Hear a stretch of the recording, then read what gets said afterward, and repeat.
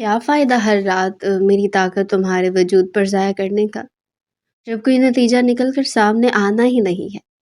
اب تو میرا دل بھی تم سے اکتانے لگا ہے۔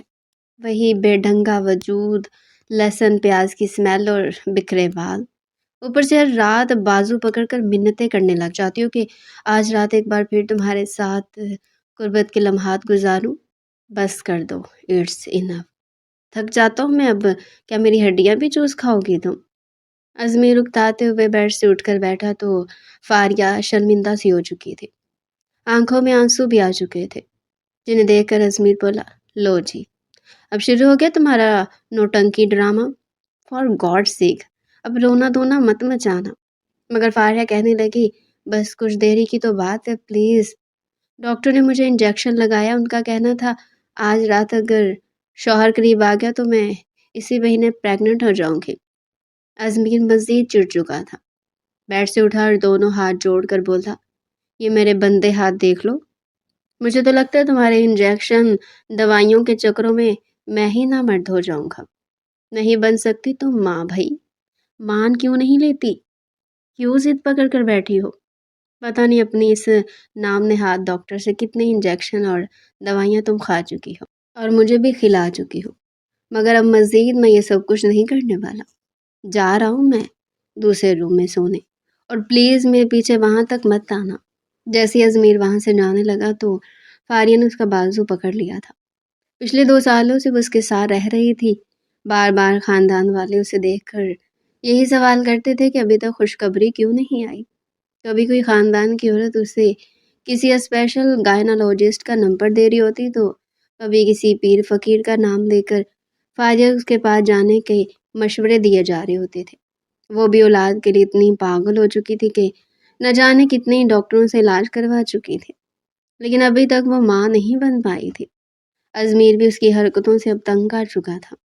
جیسے وہ کمرے سے جانے لگا تو فاریہ اس کا بازو پکڑ کر اس کے سینے سے لگی، کہنے لگی، پلیز ایک بار آج کی رات میرے قریب آ جاؤ، ہو سکتا ہے اس رات کے بعد میں پریگننٹ ہو جاؤں۔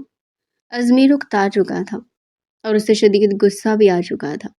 اسے دونوں بازوؤں سے پکڑ کر بیڈ پر دھکا دیا، پھر کہنے لگا، آج رات میں اس انداز میں تمہارے وجود پر اپنی جنونیت اتاروں گا کہ تم میرے نام سے بھی تھر تھر کانپو گے۔ آج سے پہلے فاریہ تم نے میرا یہ روپ نہیں دیکھا ہوگا۔ یہ کہہ کر اس نے اپنی شرٹ اتار کر ایک طرف پھینکی تھی اور پھر اپنی پینٹ سے بیلٹ بھی اتار کر ایک طرف پھینک چکا تھا۔ فاریہ تھوڑی گھبرا چکی تھی، وہ کہنے لگی کہ نہیں پلیز، غصے میں اپنی جنونیت مجھ پر مت اتاریے گا۔ پچھلی بار بھی جب آپ نے غصے میں کیا تھا تو بہت درد ہوا تھا، میں آپ کی شدت سختی سے نہیں سہ سکتی، پلیز ازمیر۔ لیکن ازمیر اس پر جھکتا اس کی ٹانگوں کو پوری قوت سے کھول چکا تھا اور پھر اس کے لبوں کو اپنے لبوں میں قید کرتا، اپنی دونوں انگلیاں اس کے وجود میں۔ یار کیا اس حلیے میں تمہیں باہر لے کر آؤں گا؟ تمہیں میں نے کہا تھا نا، اپنا ٹیسٹ تھوڑا چینج کرو، خود کو ویسے بناؤ جیسے میں چاہتا ہوں۔ اتنا اچھا فگر ہے تمہارا، اور یہ کیا ڈھیلے ڈھالے کپڑے پہن کر میرے ساتھ جانے کے لیے تیار ہو جاتی ہو؟ وہ جو پچھلے 2 گھنٹے سے ڈریسنگ ٹیبل کے سامنے کھڑی خود کو سجا سنوار رہی تھی، اب جب اپنا فائنل لک اپنے شوہر ازمیر کو دکھانے کے لیے آئی تو اس نے موبائل سے نظریں ہٹا کر فاریہ کو دیکھا، پھر کہنے لگا، وہی لمبی سی شرٹ اور نیچے ٹراؤزر، کندھے پر دوپٹہ، کھلے بال۔ میں نے تمہیں کئی دفعہ کہا کہ یہ حلیہ صرف اپنے گھر میں بنا کر رکھا کرو، جب باہر میرے ساتھ تمہیں میرے کسی دوست کی شادی یا پارٹی میں جانا ہو تو پلیز اپنے آپ کو ایسا رکھا کرو کہ جب میں تمہیں اپنے دوستوں سے انٹروڈیوس کرواؤں تو وہ تمہیں دیکھتے ہی رہ جائیں۔ فاریہ تھوڑی ہڑبڑائی تھی، پھر کہنے لگی کہ ازمیر اب میں اور کون سے کپڑے پہنوں؟ مجھے تو کچھ سمجھ ہی نہیں آ رہا، یہ تو اتنا مہنگا سوٹ لیا تھا میں نے اور آپ کے دوست کی شادی کے لیے تو بالکل پرفیکٹ ہے، تیار بھی میں اچھی خاصی ہوئی ہوں۔ لیکن ازمیر تو اسے کسی اور ہی انداز میں دیکھنا چاہتا تھا۔ اس نے موبائل پر ایک لڑکی کی تصویر نکال کر فاریہ کو دکھائی، پھر کہنے لگا، ڈارلنگ دیکھو اس لڑکی کو، کتنا خوبصورت فگر ہے اس کا، ہر ایک چیز بالکل پرفیکٹ ہے۔ میں چاہتا ہوں جس طرح یہ لڑکی حسین لگ رہی ہے نا، تم بھی ایسے ہی لگو۔ فاریہ کو تھوڑی سی سبکی بھی ہوئی تھی، اس کا شوہر اس کے سامنے کسی اور لڑکی کی تعریف کر رہا تھا اور آنکھیں بھر بھر کے اسے دیکھ رہا تھا۔ فاریہ نے ایک مکہ اس کے سینے پر مارا، پھر کہنے لگی کہ ازمیر شرم نہیں آتی آپ کو؟ اپنی بیوی کے سامنے کسی اور لڑکی کی تعریف کر رہے ہیں؟ اب تو وہ بھی اس کے ہاتھ کو پکڑ کر کہنے لگا، ہاں تو تعریف ہی تو کر رہا ہوں نا، کون سا اسے بیوی بنا کر تمہارے سامنے لا کر کھڑا کر دیا ہے؟ وہ مذاق میں یہ بات کہہ کر دوبارہ موبائل میں مصروف ہو چکا تھا، لیکن بھائیہ کا دل یوں تھا کہ جیسے کرچی کرچی ہو چکا ہو۔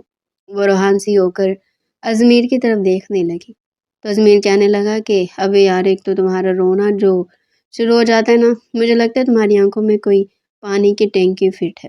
ادھر میں نے بات کی نہیں اور ادھر تمہاری آنکھوں سے پانی فٹافٹ بہنا شروع ہو جاتا ہے۔ چلو اب میرے ساتھ، تمہیں میں بتاتا ہوں کہ جب شوہر کے ساتھ بیویاں باہر جاتی ہوں تو کیسی گڈ لکنگ لگنی چاہیے۔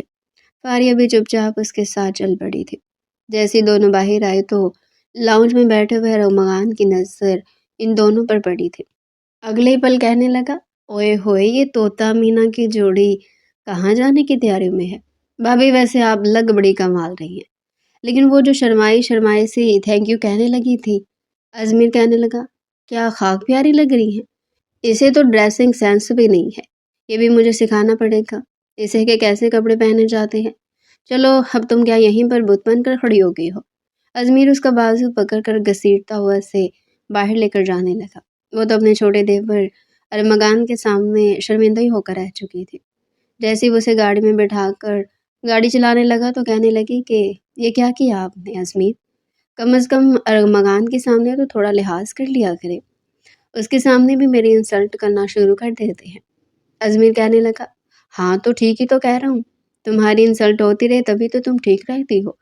اسے سیدھا وہاں سے مال لے کر آیا تھا جہاں پر ویسٹرن ڈریسز تھے، وہیں سے اس نے ایک انتہائی بولڈ قسم کا ایک ڈریس اٹھایا تھا اور اسے کہنے لگا کہ جاؤ یہ پہن کرو ابھی کے ابھی۔ وہ تھوڑی ہی ہچکچائی تھی کیونکہ جس طرح کا وہ ڈریس تھا سلیو لیس تھا اور گلا بھی آگے کو کافی ڈیپ تھا۔ وہ ہچکچاتے ہوئے ازمیر کے کان کے قریب آ کر کہنے لگی کہ ازمیر، میں ایسا ڈریس کیسے پہن سکتی ہوں؟ اس کا گلا تو کافی ڈیپ ہے، اگر میں نے یہ پہنا تو میرے پرائیویٹ پارٹ اس میں سے صاف نظر آئیں گے۔ ازمیر اس کی جانب دیکھ کر کہنے لگا، وہ بھائی تو کوئی بات نہیں، لیکن تم یہی ڈریس پہنو گی تو بس پہنو گی، جاؤ شاباش، لیٹ مت کرو، پہلے ہی کافی دیر ہو گئی ہے۔ جب ازمیر بار بار اسے کہنے لگا تو مجبوراً وہ وہی ڈریس پہن کر باہر آئی تھی۔ اسے شرم بھی آ رہی تھی، بار بار کبھی کندھوں سے ٹیک کرتی تو کبھی کمر سے۔ وہاں پر موجود کافی لڑکے اسے نظریں بھر بھر کر دیکھے جا رہے تھے۔ ازمیر بھی ایک نظر بھر کر اسے دیکھنے کے بعد کہنے لگا کہ واہ، اب لگ رہی ہو نا تم میری بیوی، بے حد حسین، آج کے بعد تم ایسی ڈریسز ہی پہنا کرو، قسم سے بڑی کمال لگ رہی ہو۔ یہ کہہ کر وہ اسے بازو سے پکڑتا اپنے ساتھ گاڑی میں لے آیا تھا۔ میک اپ کی طرف سے مزید ضرورت تھی ہی نہیں، اس کے کھلے لمبے بال کندھوں سے نیچے تک پھیلے ہوئے تھے۔ وہ اسی حلیے میں پارٹی میں بھی لے آیا تھا۔ جیسے ان دونوں کی انٹری فنکشن میں ہوئی تو ایک ساتھ کوئی 10-12 لڑکے ان دونوں کی طرف آئے تھے۔ وہ سہم کر ازمیر کا بازو پکڑے پیچھے ہوئی۔ ازمیر کہنے لگے کہ یہ سبھی میرے دوست ہیں، کچھ کالج کے فرینڈز تھے اور کچھ کولیگز تھے۔ وہ سبھی جہاں ازمیر سے ہاتھ ملا رہے تھے وہی انہوں نے فاریہ کی جانب بھی اپنا ہاتھ کیا تھا، لیکن فاریہ ہچکچاتے ہوئے ازمیر کو دیکھنے لگی تو وہ اس کا بازو دبا کر کہنے لگا کہ یہ کیا بت بن کر کھڑی ہو، سب سے ہینڈ شیک کرو۔ ازمیر کے کہنے پر اس نے سب کے ہاتھوں سے اپنا ہاتھ ملا تو لیا تھا، لیکن جس طرح گرم جوشی سے اس کے ہاتھ کو دبا رہے تھے فاریہ کو بالکل بھی اچھا نہیں لگا تھا۔ وہ ان سب سے ہٹ کر ایک جانب کو اس ٹیبل پر جا کر بیٹھی جہاں پر پہلے سے 2 لڑکیاں بیٹھی ہوئی تھیں۔ یہاں پر آنے والی ازمیر کے دوستوں کی بیویاں تھیں اور ان دونوں کے ساتھ چھوٹے بچے بھی موجود تھے۔ یہ وہی 2 تھی جن کی شادی پر ازمیر کے ساتھ فاریہ بھی گئی تھی۔ اب ان کی گود میں بچے دیکھ کر وہ گہری سانس خارج کر کے رہ گئی۔ ایسا نہیں تھا کہ وہ جل رہی تھی، لیکن اسے اپنا آپ کمتر محسوس ہو رہا تھا۔ تبھی وہاں پر بیٹھی ہوئی ایک لڑکی نے بات شروع کر دی تھی کہ ویسے فاریہ، آپ کی شادی کو کتنا عرصہ ہو گیا ہے؟ فاریہ ہچکچاتے ہوئے کہہ رہی تھی کہ 15 مہینے ہو چکے ہیں۔ وہ کہنے لگی، اچھا 15 مہینے ہو چکے تو ابھی تک کوئی خوشخبری نہیں آئی؟ وہ کہنے لگی کہ نہیں، بس جب قسمت میں ہوا آ جائے گی۔ لیکن اس کے بعد کئی خواتین نے اسے یہی سوال کیا تھا اور ساتھ ڈھکے چھپے الفاظ میں شہر کی اسپیشلسٹ گائنالوجسٹ کا بھی نمبر دے دیا تھا۔ وہ چپ چاپ سب کی باتیں سنتی رہی تھی۔ جبکہ ازمیر تو اپنے دوستوں کے ساتھ مصروف تھا۔ وہاں پر کئی لڑکیاں بھی اس کے ساتھ ہنس ہنس کر باتیں کر رہی تھی۔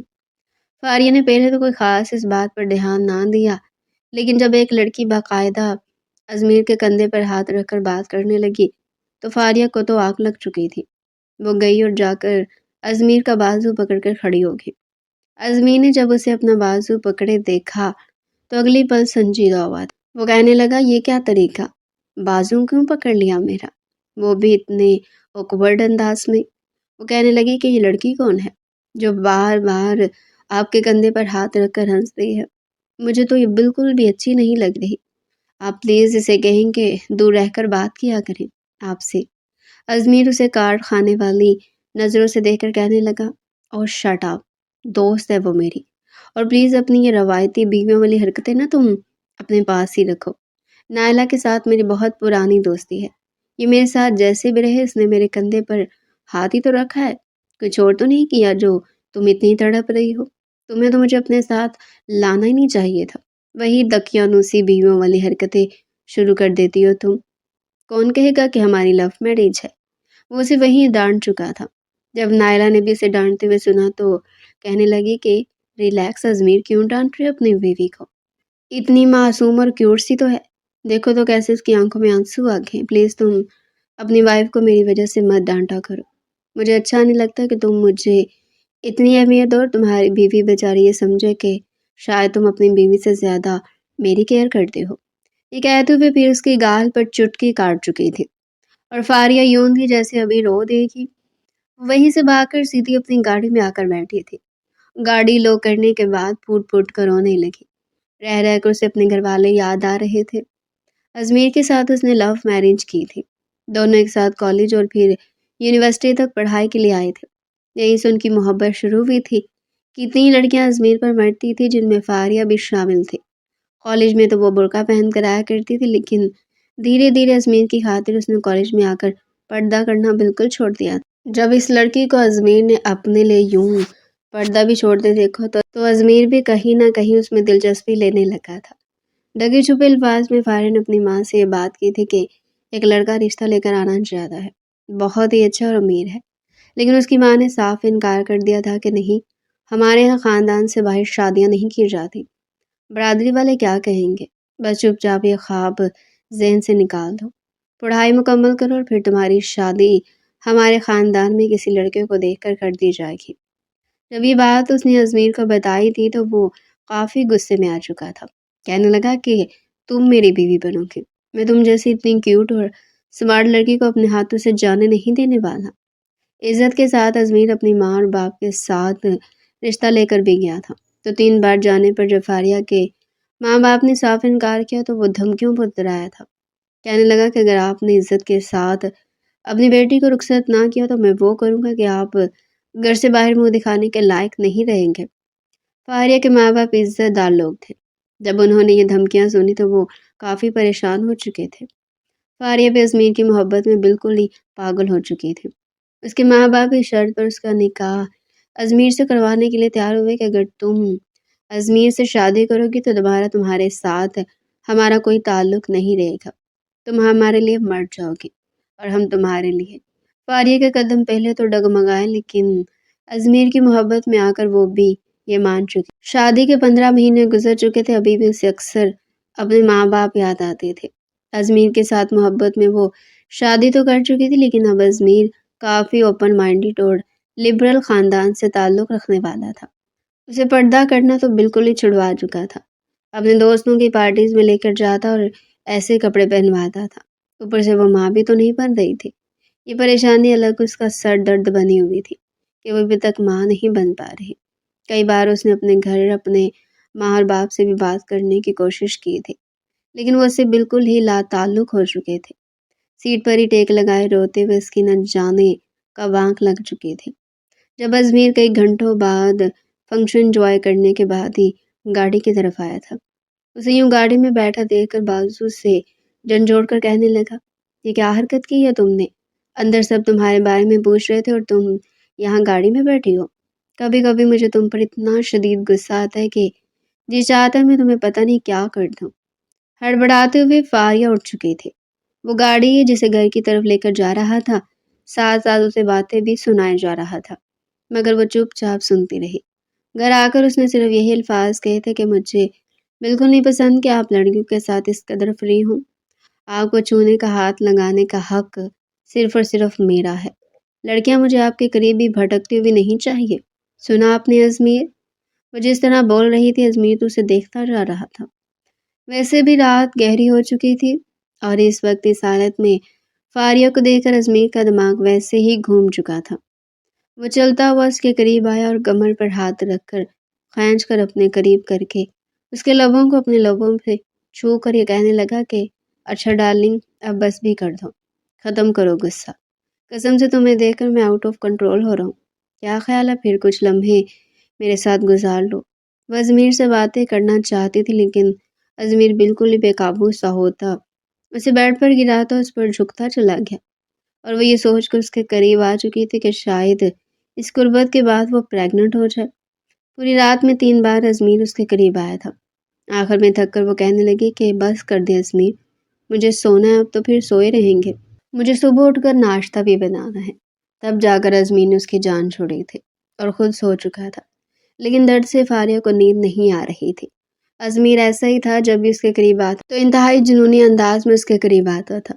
اکثر تو اس کی آنکھوں سے آنسو نکل آتے، لیکن ازمیر کو اس کی معصوم سی جان پر بالکل بھی رحم نہ آتا۔ گھر میں ازمیر کے علاوہ اس کا چھوٹا بھائی ارمغان اور ازمیر کی والدہ سلطانہ بیگم موجود تھی۔ ازمیر کے والد بزنس سنبھالنے کے لیے پچھلے کئی مہینوں سے دبئی میں مقیم تھے۔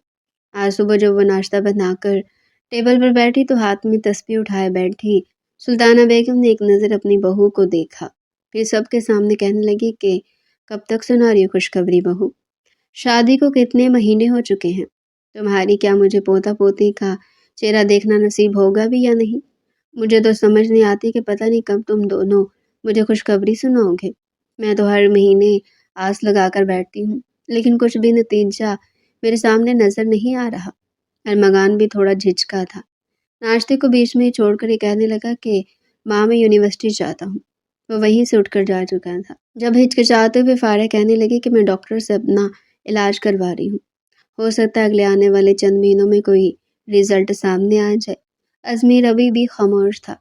جیسے ہی فاریہ ناشتے کے بعد خالی برتن اٹھا کر کچن میں گئی تو ازمیر کہنے لگا کہ اگر مجھے پتا ہوتا کہ یہ اس طرح کی بانچ نکلنے والی تو میں تو کبھی بھی اس سے شادی نہ کرتا۔ مجھے خود بہت شوق تھا بچوں کا، لیکن پتہ نہیں کیوں یہ پریگننٹ نہیں ہو رہی۔ مجھے تو لگتا ہے کہ اسی میں کوئی نقص ہے۔ سلطانہ بیگم بھی بیٹے کے ساتھ مل کر یہی کہہ رہی تھی کہ کسی اچھے ڈاکٹر سے علاج کرواؤ، اس کا پتہ تو چلے مسئلہ کیا ہے، ورنہ اس لڑکی کے ساتھ اپنا وقت برباد مت کرو۔ فاریہ نے جب یہ الفاظ سنے تو وہ تو خوف سے کانپ ہی چکی تھی۔ اسے یہ خوف لاحق ہو چکا تھا کہ کہیں ازمیر اسے چھوڑ ہی نہ دے۔ پورا دن کمرے میں بند ہو کر وہ روتی رہی تھی۔ جب ازمیر شام کو آیا تو وہ روتی ہوئے اس کے سینے سے لگی تھی، کہنے لگی کہ آپ میرے ساتھ ایسا کیسے کر سکتے ہیں؟ میں آپ کی پسندیدہ بیوی ہوں نا، اب اولاد دینا نہ دینا تو خدا کے اختیار میں ہے۔ آپ کے سامنے میں نے اپنی رپورٹ چیک کروائی تھی، میں بالکل ٹھیک تھی۔ ڈاکٹر نے کہا تھا مجھ میں کوئی کمی پیشی نہیں ہے، لیکن آپ کو جب بھی میں نے ٹیسٹ کے لیے کہا آپ نے انکار کر دیا۔ ازمیر اسے خود سے پیچھے کر کے کہنے لگا کہ مجھے کوئی مسئلہ نہیں ہے، پاگل ہو گئی ہو تم میری مردانگی پر شک کر رہی ہو؟ میں اپنے فیملی ڈاکٹر سے اپنا چیک اپ کروا چکا ہوں، میں بالکل بھرپور مرد ہوں، اور پیچھے اٹھو، دوبارہ شک کیا تم نے تو مجھ سے برا کوئی نہیں ہوگا۔ اس روز کے بعد سے فاریہ کافی پریشان رہنے لگی تھی۔ اسے یہ لگنے لگا کہ اگر ہر رات اس کا شوہر اس کے قریب آئے گا تو ہو سکتا ہے وہ جلدی پریگننٹ ہو جائے۔ شروع میں تو ازمیر ہر رات اس کے قریب آیا کرتا، لیکن دھیرے دھیرے اس کی دلچسپی بھی اس میں ختم ہوتی جا رہی تھی۔ وہ بار بار اس کے قریب آنے پر اب چڑھنے لگا تھا، غصہ کرنے لگا تھا۔ ایک روز فاریہ رات کو جلدی سو چکی تھی جب اسے آدھی رات کو ازمیر کی باتیں کرنے کی آواز آئی۔ جب آنکھیں کھول کر اس نے دیکھا تو ازمیر بیڈ پر موجود نہیں تھا، بالکنی میں کھڑا تھا۔ وہ دھیرے دھیرے چلتے اس کے پاس گئی تو وہ ویڈیو کال پر کسی سے بات کر رہا تھا۔ سامنے اسکرین پر وہی لڑکی نائلہ دکھائی دے رہی تھی۔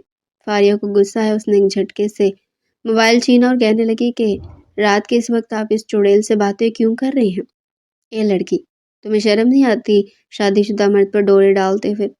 اوپر سے نائلہ جس حالت میں تھی دیکھ کر فارا کا پارا ہائی ہوا تھا۔ اس نے انتہائی بے باک سی نائٹی پہن رکھی تھی، گلا کافی ڈیپ تھا اس کا تو فگر بالکل کلیئر نظر آ رہا تھا۔ اوپر سے وہ بیڈ پر لیٹی بھی الٹی تھی جس سے مزید بے باک لگ رہی تھی، لیکن بجائے ڈرنے کے ازمیر نے زوردار تھپڑ اس کے منہ پر مارا۔ دھکے دے کر کمرے سے باہر نکال کے کہنے لگا، تم ہوتی کون ہو نائلہ سے ایسے بات کرنے والی؟ معافی مانگو نائلہ سے۔ میں چاہے پوری رات اس سے بات کروں یا رات اس کے فلیٹ پر گزار کروں، تمہیں کوئی حق نہیں پہنچتا کہ تم اسے ایسا کہو۔ وہ آدھی رات کو اس پر چلایا جا رہا تھا۔ فاریہ بھی ڈٹ کر کہنے لگی کہ میں بالکل اس لڑکی سے معافی نہیں مانگوں گی، اور اس کی اوقات ہی کیا ہے؟ مجھے تو لگتی کوئی کوٹھے والی بکاؤ عورت ہے، میری جوتی بھی سے معافی نہ مانگے۔ ازمیر کا چہرہ سرخ لال ہو گیا۔ نائلہ بھی وہی کال پر انگلش میں گالیاں بکتی جا رہی تھی جب ازمیر نے دھکے مار کر اسے کمرے سے باہر نکال دیا اور روم لاک کر دیا۔ کہنے لگا کہ آئندہ کے بعد میرے کمرے میں مت آنا، تم جیسی بانجھ عورت کو میں نے کچھ زیادہ ہی سر پر سوار کر کے رکھ دیا ہے، اب تمہاری عقل ٹھکانے لگانا ضروری ہو چکی ہے۔ وہ دھکے مار کر اسے کمرے سے باہر نکال چکا تھا۔ وہی کمرے کے باہر بیٹھ کر فاریہ رو رہی تھی۔ یہ سب کچھ اس کے ساتھ کیا ہو چکا تھا؟ وہ روتے ہوئے وہیں پر بیٹھی تھی جب ارمغان نے کمرے کے باہر سے سسکیوں کی آواز سنی۔ اس کی عادت تھی رات تک گیمز کھیلنے کی، ابھی بھی وہ اپنے کمپیوٹر پر گیم ہی کھیل کر فارغ ہوا تھا۔ سونے کے لیے لیٹنے لگا تو فاریہ کی سسکیاں سن کر وہ کمرے سے باہر نکل آیا۔ کمرے کے باہر بیٹھی وہ فاریہ کو دیکھ کر اس کے پاس آیا۔ فاریہ نے جب ارمغان کو دیکھا تو جلدی سے چہرہ صاف کر کے اٹھی۔ ارمغان کہنے لگا، کیا ہوا ہے بھابھی آپ کو؟ کیا سب کچھ ٹھیک ہے؟ کیا بھائی کے ساتھ آپ کا جھگڑا ہوا ہے؟ وہ روتے ہوئے کچھ بول ہی نہیں پائی تھی۔ ارمغان نے پہلی بار فاریہ کو بازو سے پکڑا تھا اور پھر صوفے پر لایا تھا، کچن سے پانی لا کر اسے دیا۔ کہنے لگا کہ بھابھی ریلیکس، رونا بند کرے پلیز، بتائیں میں ابھی بھائی کی کلاس لے لوں گا۔ کیا کہا انہوں نے آپ کو؟ وہ روتے ہوئے کہنے لگی کہ تمہارا بھائی اس وقت کسی عورت سے بات کر رہا تھا، میں نے جب سوال کیا تو مجھے کمرے سے باہر نکال دیا۔ بس مجھے یہ پتہ چل گیا کہ جب شادی کے 1 سال کے اندر اندر عورت بچہ نام پیدا کر کے دے تو شوہر یوں ہی دوسری عورتوں کے چکروں میں پڑ جاتا ہے۔ ارمغان اسے روتا دیکھ کر اس کے پاس ہی صوفے پر بیٹھ چکا تھا، اپنا ہاتھ اس کے کندھے پر رکھ کر کہنے لگا کہ اچھا بھابھی پلیز رونا بند کرے، میں ماما کو بتاتا ہوں، بھائی کو ایسا نہیں کرنا چاہیے تھا۔ ارے انہوں نے تو آپ کے ساتھ لو میرج کی ہے، مجھے تو لگ رہا تھا وہ آپ سے بہت محبت کرتے ہیں۔ وہ یوں ہی اس کے بے حد قریب بیٹھا اسے چپ کروا رہا تھا۔ فاریہ بھلے ہی رشتے میں اس کی بھابھی لگتی تھی لیکن ارمغان سے عمر میں 2 سال چھوٹی تھی۔ ابھی وہ یوں ہی پاس بیٹھے تھے جب سلطانہ بیگم کو باہر خسر پسر کی آوازیں آئی تو ان کی آنکھ بھی کھل چکی تھی۔ جیسے کمرے کا دروازہ تھوڑا سا کھلا تو باہر ارمغان اور فاریہ کو یوں بیٹھا دیکھ کر ان کا سیدھا ہاتھ سینے پر گیا تھا۔ بڑے غصے سے باہر آئی تھی، کہنے لگی کہ یہ کیا چل رہا ہے یہاں پر آدھی رات کو؟ تم دونوں یہاں پر کیا کر رہے ہو؟ جلدی سے ارمغان اٹھا تھا اور فاریہ بھی اٹھی تھی۔ ارمغان سب کچھ اپنی ماں کو بتانے لگا لیکن سلطانہ بیگم کی تو فاریہ پر ہی نظر ٹک چکی تھی۔ ارمغان کو تو وہ کمرے میں بھیج چکی تھی لیکن فاریہ کو اپنے کمرے میں لا کر ایک زوردار تھپڑ اس کے منہ پر مارا تھا۔ کہنے لگی کہ شوہر اگر باہر عورت رکھ رہا ہے تو تجھے کیا تکلیف ہو رہی ہے؟ تیرے وجود سے تو اسے ابھی تو کوئی پھل مل نہیں سکا تو ظاہری سی بات ہے اب دوسری عورت ڈھونڈ کر اسی کے ساتھ اپنا بچہ پیدا کروائے گا۔ تیرے ساتھ رہ کر ساری زندگی اس نے بے اولاد رہنا ہے کیا؟ فاریہ ساس کے آگے ہاتھ جوڑ کر کہنے لگی کہ پلیز ایسا مت کرے، میں اپنا علاج اچھے ڈاکٹر سے کروا تو رہی ہوں نا، لیکن پلیز ازمیر کو کہیں مجھے دھوکہ مت دے۔ سلطانہ بیگم تو شاید اسی میں ہی خوش تھی کہ بس کسی طرح بیٹے کی اولاد کا چہرہ دیکھ لے۔ فاریہ کو لگا تھا شاید ازمیر کو اپنی غلطی پر پچھتاوا ہوگا لیکن اگلی صبح اس پر قہر بن کر ٹوٹ رہی تھی۔ وہ پوری رات سوئی نہیں تھی، ابھی بھی آنکھوں میں آنسو تھے جب وہ ناشتہ ٹیبل پر مرے ہاتھوں سے لگا رہی تھی کہ ازمیر کے نمبر پہ ایک کال آئی۔ جیسے اس نے کھانا کھاتے ہوئے کال آن کی تو اچانک سپیکر پر ہاتھ لگ چکا تھا۔ سبھی لوگ ٹیبل پر بیٹھے ناشتہ کر رہے تھے جب دوسری جانب سے نائلہ کی چہکتی ہوئی آواز سنائی دی کہ او مائی گاڈ ازمیر، میں نے ابھی پریگننسی ٹیسٹ کیا اور یہ دیکھو سٹیک پر دونوں لائن سرخ ہو گئی ہیں، میں تمہارے بچے کی ماں بننے والی ہوں ازمیر۔ وہ چلا کر خوشی سے بتائی جا رہی تھی اور فاریہ کے ہاتھ سے سالن کا ڈھونگا چھوٹ کر گر چکا تھا۔ سلطانہ بیگم اور ارمغان بھی حیران ہو چکے تھے جب ازمیر خوشی سے کہنے لگا کہ دیکھ لیا ماما آپ نے، نائلہ ماں بننے والی ہے، وہ بھی میرے بچے کی، اب دادی بننے والی ہے۔ فاریہ کو تو وہ یوں نظر انداز کر چکا تھا جیسے وہ وہاں پر موجود ہی نہ ہو۔ وہ خوشی سے سب کچھ چھوڑ کر کھڑا ہو گیا۔ سلطانہ بیگم کہنے لگی کہ یہ کیا کہہ رہے ہو تم؟ کیا تم نے اس لڑکی سے نکاح کر رکھا تھا؟ وہ ہڑبڑاتے ہوئے کہنے لگا کہ نہیں، نکاح تو نہیں کیا تھا، لیکن اب میں کر لوں گا۔ فاریہ مرے مرے ہاتھوں سے اس کا کالر پکڑ کر کہنے لگی کہ ازمیر یہ کیا کہہ رہے ہیں آپ؟ میں آپ کی بیوی ہوں، آپ میرے ساتھ ایسا کیسے کر سکتے ہیں؟ لیکن ازمیر ایک گہری سانس خارج کر کے اس کے ہاتھوں کو چھوڑ کر کہنے لگا مجھے اولاد چاہیے تھی جو کہ مجھے اب نائلہ دے رہی ہے۔ تم جیسی نفسیاتی عورت سے میں نے شادی کر کے بہت بڑی غلطی کر دی۔ تم میرے ٹیسٹ کی ہو ہی نہیں، نہ ہی میری کلاس کی ہو۔ میں اس وقت کو پچھتا رہا ہوں جب میں نے تمہیں اپنا بنایا تھا۔ بہرحال اب مجھے میری صحیح لائف پارٹنر مل چکی ہے۔ اسے وہیں پر چھوڑتا نائلہ کی طرف بھاگا تھا اور فاریہ کے دماغ پر احساس ہوا کہ وہیں پر بے ہوش ہو کر گر چکی تھی۔ سلطانہ بیگم کو بھی بس یہ خوشی تھی کہ میرے بچے کی اولاد آنے والی ہے، چاہے وہ پھر جائز طریقے سے آ رہی ہو یا پھر ناجائز۔ وہ فاریہ کو بے ہوش دیکھ کر اس کی طرف نہیں بڑھی تھی۔ اس وقت ارمغان ہی تھا جو جلدی سے اس کی طرف بڑھا تھا۔ کہنے لگا بھابھی آنکھیں کھولے آپ، کیا ہو گیا ہے آپ کو؟ موم دیکھے بھابھی آنکھیں نہیں کھول رہی۔ سلطانہ بیگم نے تو جگ سے پانی کا گلاس بھر کر پورا ہی اس کے منہ پر انڈیل دیا تھا۔ ارمغان کہنے لگا ماما یہ کیا کر رہی ہیں آپ؟ اب بھابھی کا سانس سے رک سکتا ہے، ان کی سانس کی نالی میں پانی جا سکتا ہے۔ وہ خود ہی فاریہ کو ہاسپٹل لے کر گیا تھا۔ کچھ دیر بعد اسے ہوش آ چکا تھا اور وہ پھوٹ پھوٹ کر روئے جا رہی تھی۔ جب اسے کوئی سہارا نہ ملا تو ارمغان کا سینہ ہی تھا جس پر سر رکھ کر وہ کتنی دیر تک روتی رہی۔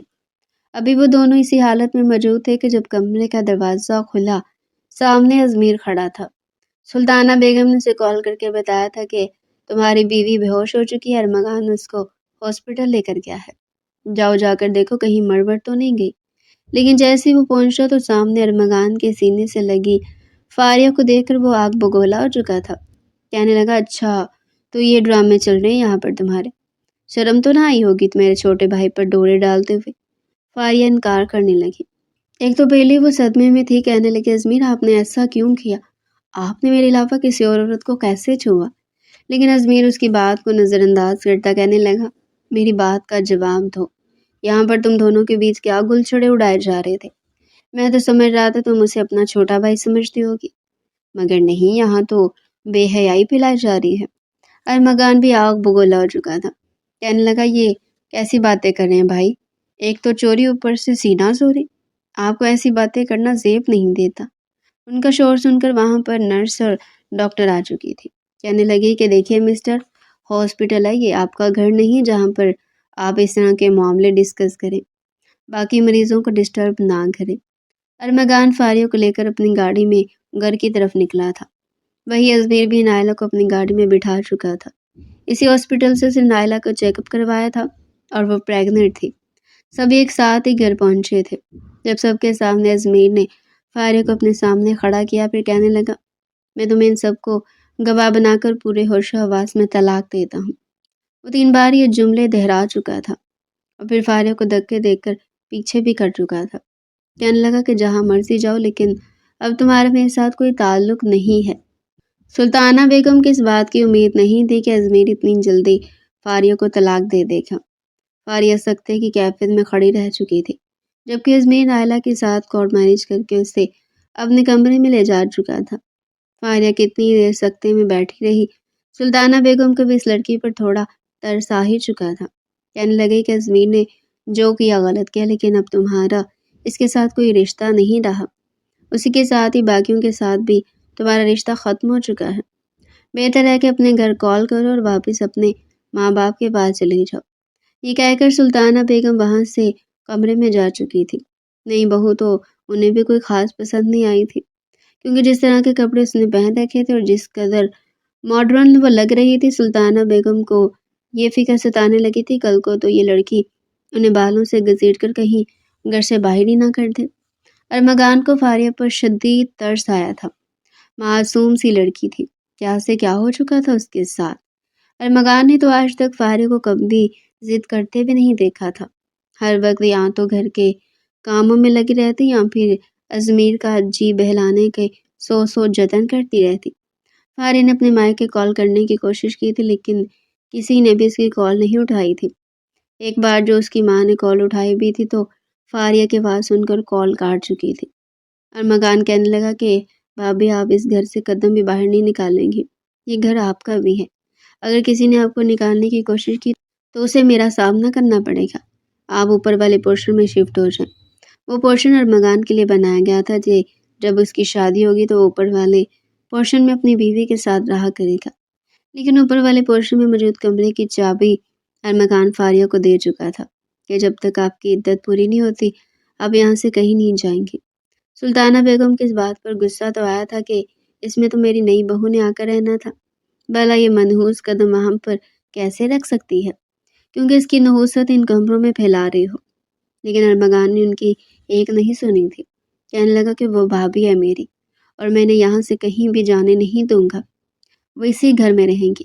فاریہ چپ چاپ اوپر کمرے میں بیٹھی رہتی تھی۔ جب بھی کھانا بنتا تو ارمغان خود اس کے لیے ٹرے بنا کر اوپر دینے کے لیے چلا جاتا۔ اس نے تو بھول کر بھی نیچے قدم نہیں رکھا تھا کہ کہیں ازمیر کے ساتھ اس کی بیوی کو دیکھ کر اس کا دل 100 ٹکڑے نہ ہو جائے۔ لیکن جب تک عدت پوری ہوئی تھی فاریہ گویا پتھر کی ہو چکی تھی۔ اس بیچ ارمغان جب بھی کھانا لے کر اس کے پاس آتا یا ویسے اس کے پاس آ کر کچھ دیر بیٹھتا تو وہ اپنے بچپن کی باتیں کرنے لگتی۔ ارمغان بھی اسے ہنسانے کے لیے ادھر ادھر کی باتیں کرتا رہتا، پرانے قصے چھیڑ دیتا اور وہ اس کی باتوں پر مسکرا دیا کرتی۔ جیسے ہی فاریہ کی عدت پوری ہوئی تب تک ارمغان بھی ایک فیصلہ کر چکا تھا۔ فاریہ اسے بار بار کہہ چکی تھی کہ تم مجھے کسی دارالمان چھوڑو، میرے اس گھر میں رہنے والوں سے کسی سے کوئی تعلق نہیں ہے، لیکن ارمغان اسے کہیں پہ جانے نہیں دے رہا تھا۔ عدت پوری ہوتے اس نے سلطانہ بیگم سے کہا تھا کہ میں شادی کرنا چاہتا ہوں۔ سلطانہ بیگم کہنے لگی ایک نے تو پہلے لو میرج کی ہے نا، اپنی مرضی سے، کیا فائدہ ہوا بانج لڑکی لے کر آ گیا، تیری شادی تو میں اپنی پسند سے اپنے خاندان میں کرواؤں گی۔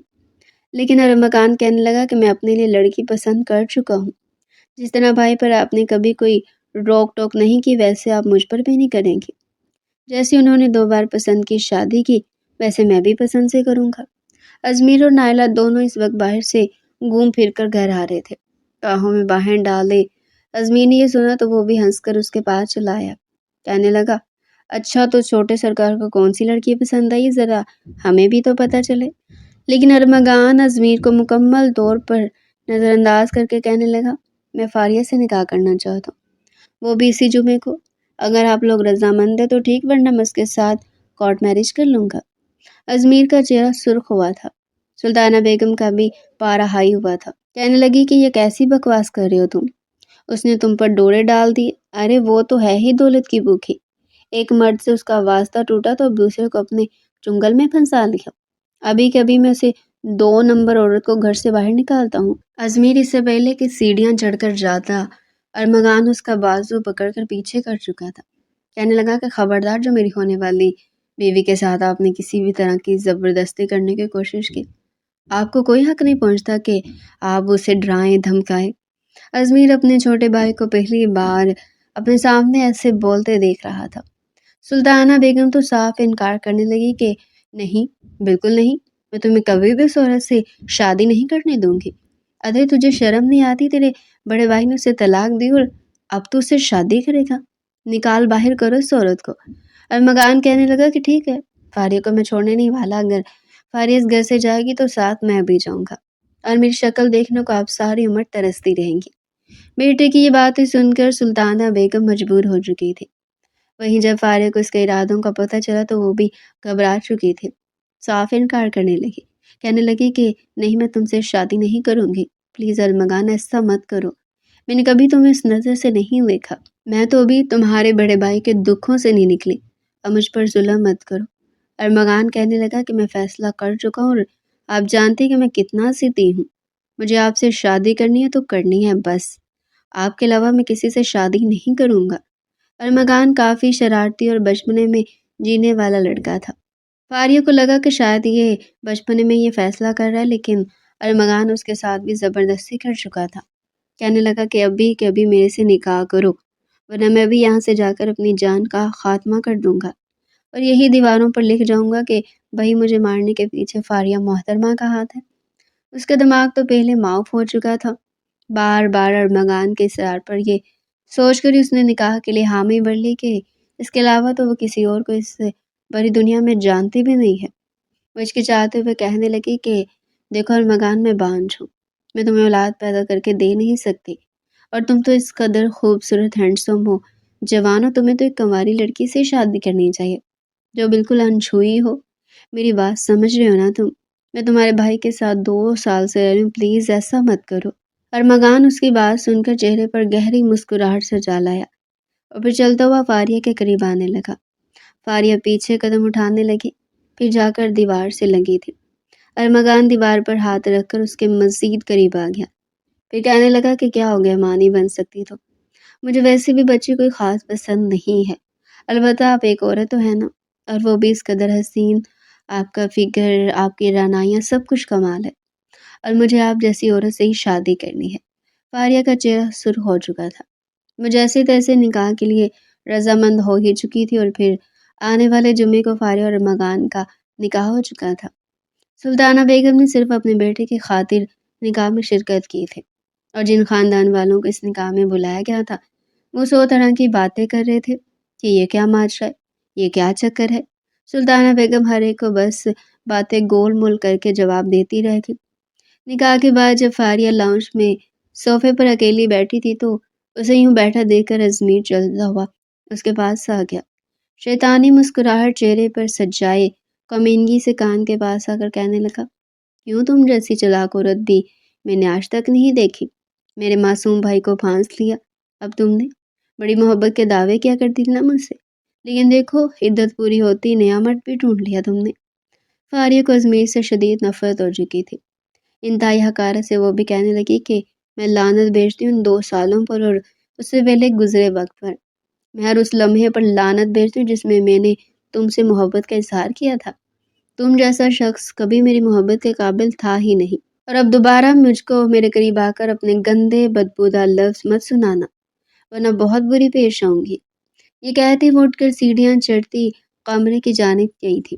جیسے اس نے دروازہ کھولا تو سامنے کا منظر خوابناک تھا، پورے کمرے کو دلہن کی طرح سجایا گیا تھا۔ کمرے کی یہ سجاوٹ دیکھ کر فاریہ کا سانس رکا تھا۔ سائڈ ٹیبل پر 2 دودھ کے گلاس بھی پڑے ہوئے تھے۔ ابھی وہ کھڑی یہ سب کچھ دیکھ ہی رہی تھی جب ارمغان بھی کمرے میں داخل ہوا۔ ارمغان کو آج تک باہر کی کوئی عورت پسند آئی ہی نہیں تھی۔ کئی لڑکیوں سے بات کرنا چاہی تھی، دوستی کرنا چاہی تھی، لیکن کوئی بھی اس کی مزاج کی ملتی ہی نہیں تھی۔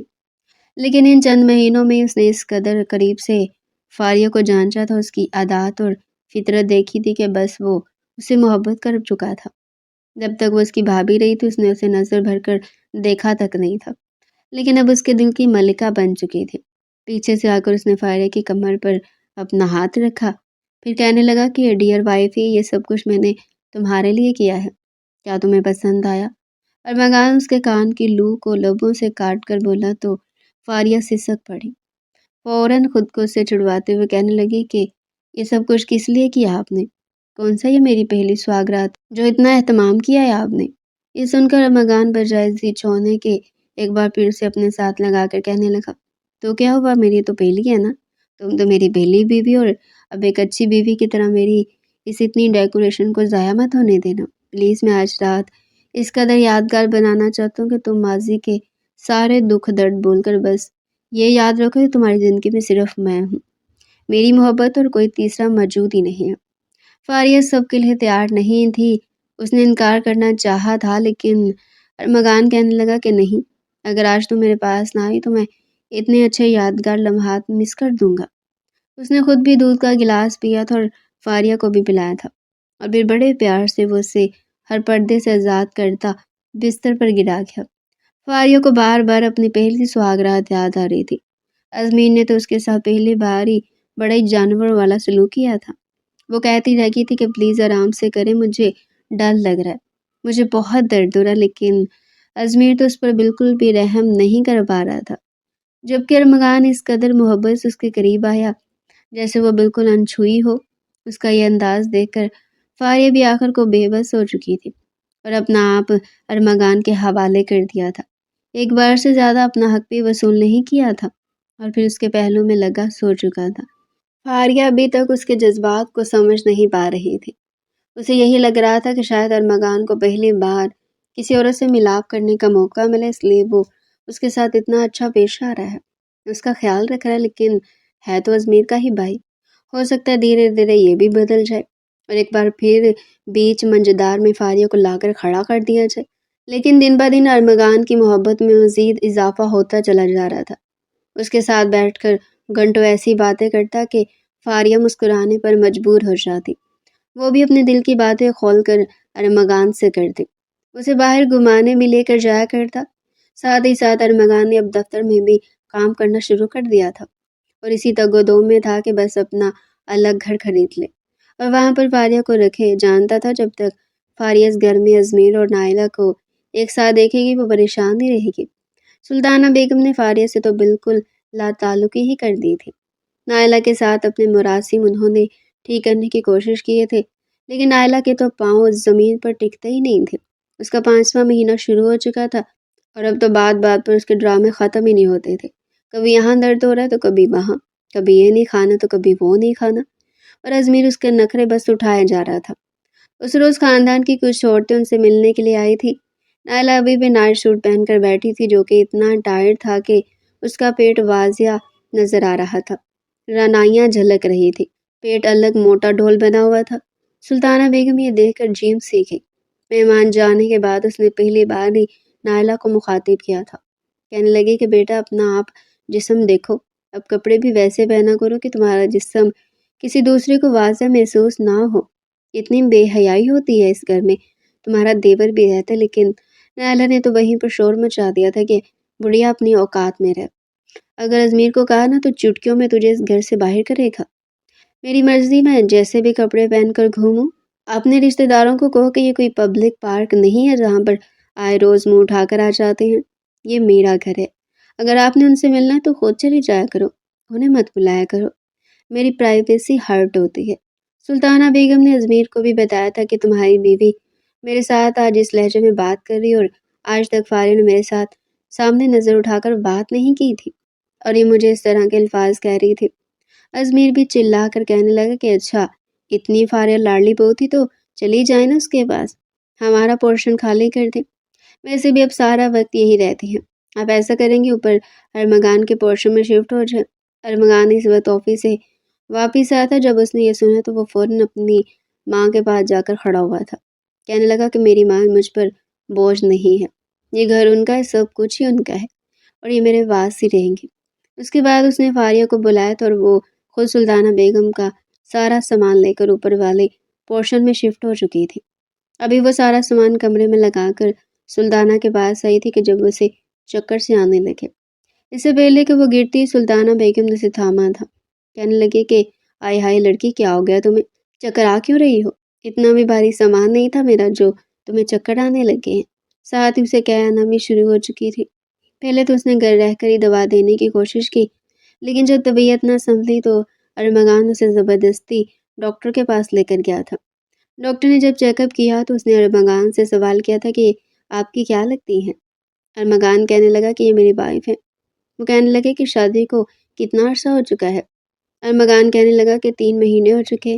وہ مسکرا کر کہنے لگی کہ اچھا، آپ کی وائف پریگننٹ ہے، اس وجہ سے ان کی طبیعت ایسے اچانک خراب ہوگی۔ ارمغان جتنا حیران ہوتا اتنا کم تھا، وہی فاریہ کا بھی منہ کھولے کا کھلا رہ چکا تھا۔ وہ ڈاکٹر سے کہنے لگی کہ نہیں، آپ کو کوئی غلط فہمی ہوئی ہوگی، ایک دفعہ پھر چیک کر لیں۔ میں ماں کیسے بن سکتی ہوں، میں تو بانجھ ہوں۔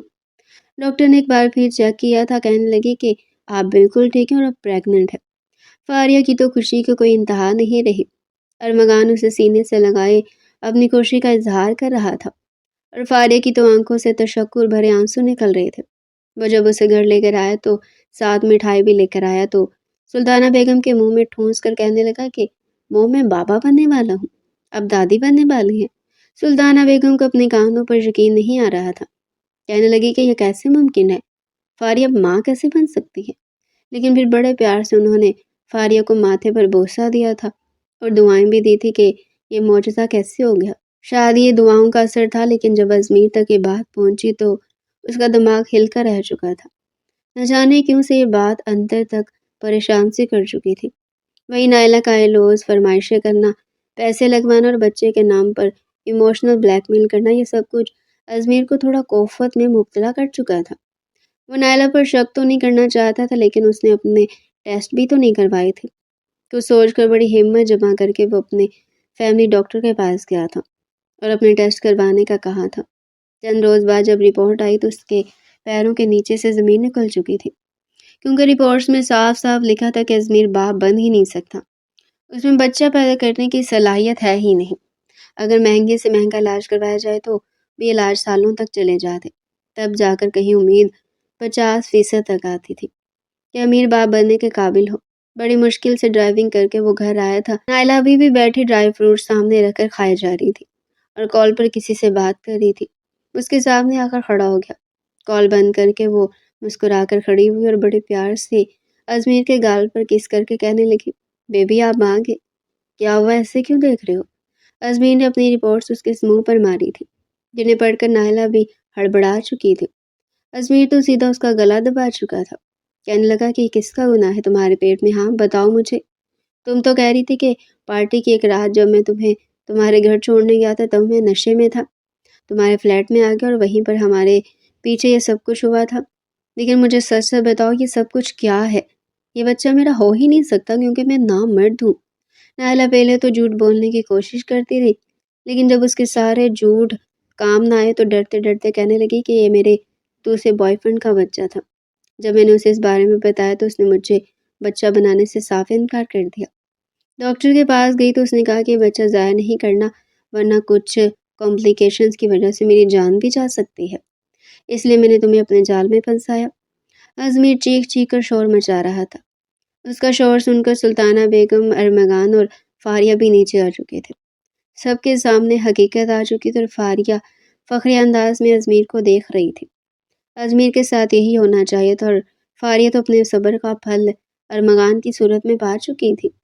وہی کھڑے کھڑے ازمیر نے نائلہ کو بھی طلاق دے دی تھی۔ کتنی دیر بیٹھ کر چیخ چیخ کر روتا رہا، گھر کا کتنا ہی سامان اس نے توڑ ڈالا تھا، اور پھر آخر میں اپنی ماں کی گود میں سر رکھ کر بچوں کی طرح رونے لگا، اپنی ماں سے معافی مانگنے لگا۔ ماں تو ماں ہوتی ہے۔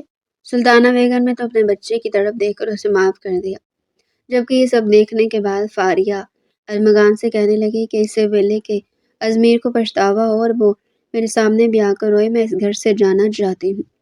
ارمغان بھی یہی چاہتا تھا۔ اس نے اپنا سامان پیک کیا اور سلطانہ بیگم سے کہا کہ اگر وہ ان کے ساتھ چلنا چاہتی ہے تو چلے، لیکن سلطانہ بیگم کہنے لگی کہ نہیں، میں ازمیر کے ساتھ ہی رہوں گی، تم دونوں اگر جانا چاہتے تو ٹھیک ہے۔ اگلے 2 روز بعد سامان پیک کر کے فاریہ اور ارمغان وہ گھر چھوڑ کر جا چکے تھے، جبکہ ازمیر کے حصے میں ساری زندگی کا پچھتاوا رہ چکا تھا۔ ارمغان اور فاریہ دونوں ہی اپنی زندگی میں خوش تھے۔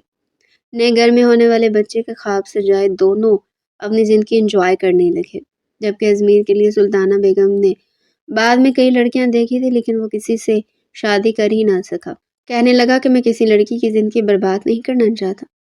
وہ آخری بار فاریہ سے ضرور ملا تھا اور ہاتھ جوڑ کر معافی بھی مانگی تھی، لیکن فاریہ نے اپنا رخ پھیر لیا تھا۔ سلطانہ بیگم کو ارمغان کے ہاتھ جوڑ کر وہ ہمیشہ ہمیشہ کے لیے دبئی چلا کر اپنے والد کو واپس پاکستان بھیج دیا تھا۔ فاریہ تو اپنی قسمت پر جس قدر رشک کرتی کم تھا۔ ارمغان اسے اتنی محبت کرتا تھا اور ایک بار میں ماضی کو کریت کر اس کے سامنے نہیں لایا تھا۔ وہ ایک بچے کا باپ بن چکا تھا، لیکن آج بھی اس گھر میں رومانس کم نہیں ہوا تھا۔ جب بھی آفس سے واپس آتا تو بڑی بے باکی سے جہاں بھی فاریہ ہوتی وہیں پر اسے پکڑ کر اس کی گردن پر اپنی محبت کے نشانات چھوڑنے لگا۔ لو بائٹ کے نشان جگہ جگہ اس کے وجود پر موجود ہوتے اور وہ اپنے ہاتھوں سے گستاخیاں کرتا، اسے زچ کر کے رکھ دیتا۔ وہ کہتی رہتی کہ بس کرو ارمغان، کوئی آ جائے گا، لیکن ارمغان اپنی خواہش پوری کرنے کے بعد اسے چھوڑا کرتا تھا۔ تو ڈیئر ریڈرز، آپ کو آج کا ناول کیسا لگا؟ کیا فاریہ کو ازمیر کو معاف کر دینا چاہیے تھا یا ازمیر اسی دھوکے کا مستحق تھا؟